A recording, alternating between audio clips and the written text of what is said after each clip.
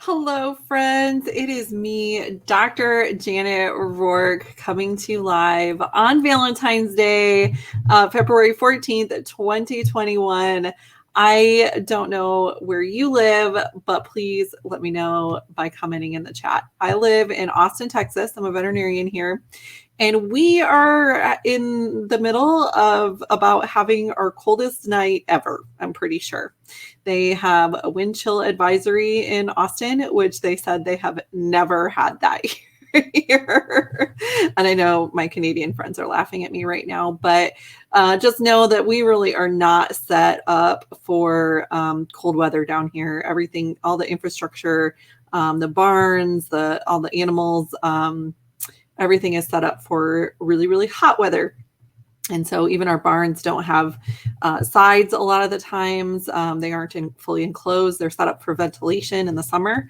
And so, and we're in the middle of calving season and foaling season right now. So a lot of new babies being born in the very, very cold weather that we're just not prepared for. So, and all of our water lines are very, they're either on top of the ground or not buried very low, very deep, like they are up north. And so lines are bursting. Animals don't have water. It's pretty kind of awful right now, actually. So, so for your friends in Texas, please pray for us. Don't make fun of us just because we don't, they don't know how to drive on the snow. I grew up in Michigan, so I know how to drive in snow, but it's very different down here. And we are definitely not ready for that. We don't have salt trucks. We don't have plows. We don't have any of the stuff you guys have up there. So, all of our animals are struggling, but it's Valentine's Day. So I want to definitely say happy Valentine's Day to everyone. I hope you had a good Valentine's Day. Our roads are completely iced over. And so we did not go anywhere. It is like ice, not snow. It's straight up ice, so the cars just slide across it. So we didn't go out to eat. I got a rain check on my dinner with my husband, and so we actually tried to go out. We live on a really big hill, and we decided by the time we got to the end of our road that it probably wasn't worth going down the big hill in case we slid into somebody's parked car or something. So we decided it wasn't worth it. I just made dinner at home. Let me know what you guys are doing. Yeah, they're talking about -15 wind chills here in Austin, Texas, which is crazy. It's never been this cold here since I've lived here, and I've lived here for 12 years now. We actually moved to Austin on February on February 15th of 2009. So exactly 12 years ago. And I remember we left Michigan. It was 28 degrees outside, and we drove all the way to Texas overnight. We drove all day on Valentine's Day in separate cars, my husband and I. And I had all the animals, and he had our good dog, and I had the cats that were really sad. And we stopped in Missouri overnight and then drove the rest of the way on the 15th. And it was 82 degrees on February 15th in 2009. And it was beautiful. And I remember driving past all the baby horses and baby cows and the beautiful fields, and the bluebonnets were already blooming. It was an early year for bluebonnets that year. And I remember driving to Texas and thinking, wow, I'm home. This is so awesome. So yeah, 12 years ago, it was 82 degrees on the 15th. And tomorrow, I think the high is going to be like 11. It's crazy. Okay, so if you guys have a question, go ahead and post them in the chat. We'll start getting to those. I kind of got off on a little tangent today. So Melanie has a question. Can dogs and cats take the PBS Junior and Terrazymes? What can you base the dosage on? The answer is no, they cannot take PBS Junior. The sweetener in that is xylitol. Xylitol is very toxic to cats and dogs. It damages their liver. It can cause death in very small amounts. So please do not give PBS Junior to your dogs and cats. I get it. It's a super convenient powder, but it is not for dogs and cats. And then the Terrazyme, absolutely, they can take it. I absolutely love it. For dogs less than 20 pounds, you can do half of a Terrazyme. I don't really give it to cats. They tend not to like the taste, but dogs can. And then if they're over, they can have a full Terrazyme twice a day with their meals. Let's see.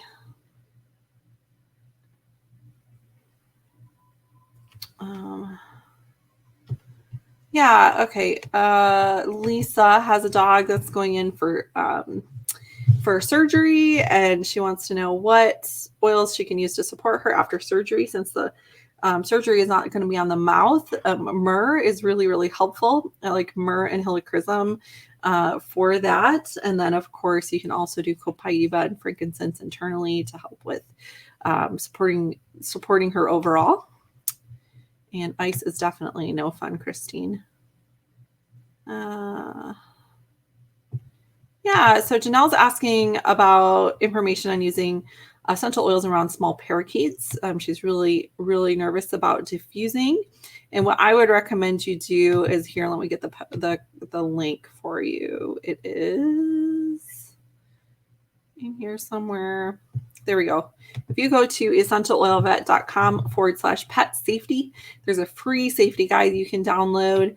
And I do have information about birds in there. So you want to make sure that you're not diffusing in the same room that your parakeet is in, especially for such a young one. Parakeets are really sensitive, but you can diffuse in the rest of your house for sure.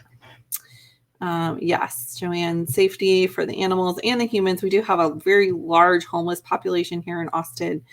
We don't really have a lot of homeless shelters because it's usually so nice out. And we did have a lot of them have tents here, so they have tents, but with weather this cold, I just don't, I do worry about the people, especially that don't have homes. Lisa, good oils to use after surgery. So we talked about myrrh for oral surgery, but after a spay, myrrh and helichrysum diluted around the incision is really, really wonderful. It you want to make sure you don't go over the suture line though. So next to it is really, really good.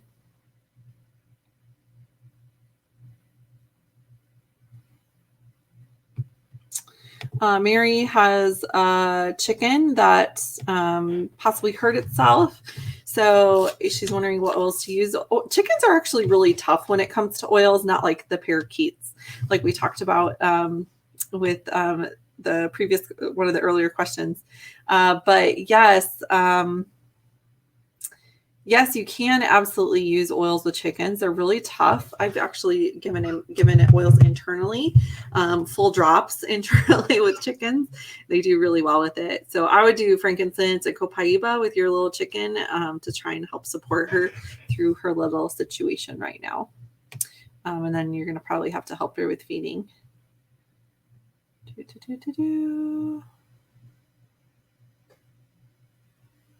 Hi, Marie. Yeah, regular PBS Plus is fine for dogs over 30 pounds. It's just a pretty big pill. Hi, Anna. We have Michigan weather down here, girl.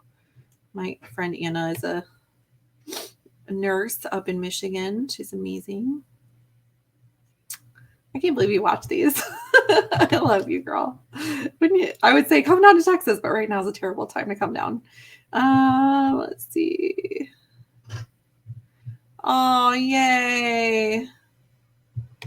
Oh, Melanie. So Melanie has a pitty who has his spleen removed because of a tumor on it, hemangiosarcoma. The vet said we'd have him for 4 months. That was 18 months ago. Thank you for your protocol very much. I love my dogs so much. He does have a fatty tumor now. Can I get rid of that without surgery? It depends on how big it is, but I've had pretty good success with just frankincense or frankincense and grapefruit. Some people use frankincense and wild orange. You have to be really consistent about it and apply it like 3 to 5 times a day, every day. So the key to that is consistency. But there's certainly not anything I'd be very concerned about. Those are always, those are usually benign and don't usually cause any problems. Connie is asking about head tremors with her bulldog. And for that, I really like frankincense and copaiba internally. I like our grounding blend topically. I do that twice a day. Let's see.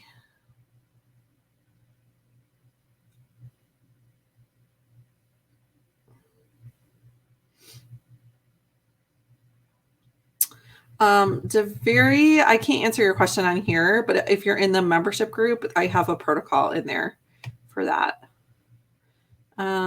Let's see.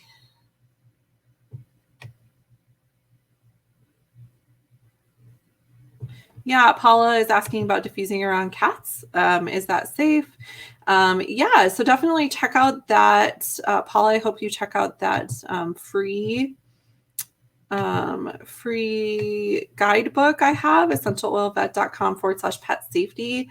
There's multiple pages on cats, including diffusing around them, that I think you'll find really, really helpful. Let's see. Okay, guys, please don't put disease names in here. I really should not be posting anything that has disease names. Okay, so Tanasri has a Yorkie that's a super chewer. Chews on everything. You can make a deterrent spray with oils. You can try just an oil that she doesn't like. Black pepper is a good one to try, or cinnamon or peppermint, some of those stronger oils. I just do 20 drops and 4 ounces of water, spray it, shake it really well, and spray the areas. Just make sure you wouldn't want to spray that on your leather sofa because it's water, but you can mix it with an oil and spray it that way. But the key to chewers is to let them chew on things that they're supposed to chew on. So it's training them on what's okay to chew on and what's not okay to chew on. It's more of a training issue.